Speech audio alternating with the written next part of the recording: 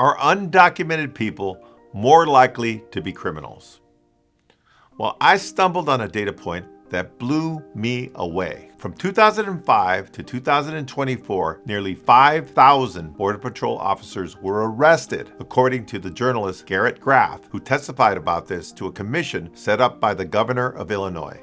At least 4,913 CBP officers and agents have been arrested themselves, some multiple times. Graff's report cited information on the numerous corruption-related charges faced by immigration agents, which is available on the U.S. Customs and Border Protection's own website. Now, when you do the math, it indicates that the crime rate for a Border Patrol agent and officers was higher per capita than the crime rate for undocumented immigrants in the United States. You heard that right. Not only is the crime rate for undocumented people lower than the overall population, it's lower than the crime rate for Border Patrol agents themselves. Now process that for a while. Now, if you're one of those people who says that all undocumented people are criminals by definition, I have a different piece of information for you. Living in this country without proper documentation is a misdemeanor. But you know what's a felony? Hiring an undocumented worker. If you have a pattern of hiring undocumented workers, you can be convicted of a felony. Now, how many times have we seen ICE arresting employers? How many employers right now are in concentration camps? So perhaps someday soon, serious people will have a serious conversation about how to fix our broken immigration system once and for all. If you want to learn more about the Latino brand,